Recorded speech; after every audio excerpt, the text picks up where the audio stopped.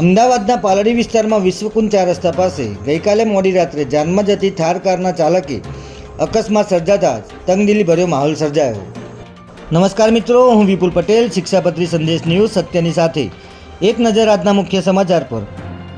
અમદાવાદના પાલડી વિસ્તારમાં વિશ્વકુંજ 4 રસ્તા પાસે ગઈકાલે મોડી રાત્રે જાનમાં જતી થાર કારના ચાલકે અકસ્માત સર્જાતા તંગદિલીભર્યો માહોલ સર્જાયો હતો. પ્રાપ્ત માહિતી અનુસાર 2 થાર ગાડી અને 2 વ્હીલરો સાથે લઘુમતી સમાજના યુવકો મિર્ઝાપુરથી દાણીલીમડા જાન લઈને જઈ રહ્યા હતા. ત્યારે એક થાર ગાડીના ચાલકે એક્ટિવા પર જઈ રહેલા દંપતીને ટક્કર મારતા તેઓ નીચે પડી ગયા હતા. ઘટનાને પગલે મોટી સંખ્યામાં લોકો ભેગા થઈ ગયા હતા અને અકસ્માત સર્જનાર યુવકને પકડીને ગાડીમાં તોડફોડ કરી હતી. ઘટનાની જાણ ભાજપના ધારાસભ્ય અમિત શાહને કરવામાં આવતા તેઓ પુત્ર સાથે ઘટના સ્થળ પર પહોંચ્યા હતા. જ્યારે તાત્કાલિક આ મામલે ડીસીપીને પણ જાણ કરવામાં આવી હતી.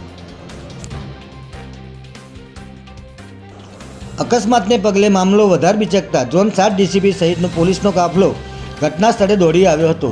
જોકે પોલીસ આવે તે પહેલાં ઉશ્કેરાયેલા ટોળા દ્વારા થાર ગાડીમાં તોડફોડ કરવામાં આવી હતી. ઘટનાને પગલે પોલીસ દ્વારા અકસ્માત સર્જનાર કાર ચાલકને અટકાયતમાં લેવામાં આવ્યો હતો અને તેના વિરુદ્ધ એન ડિવિઝન ટ્રાફિક પોલીસમાં ફરિયાદ નોંધવામાં આવી છે.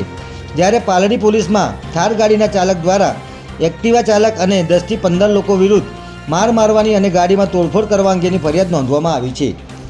જય હિન્દ, જય ભારત.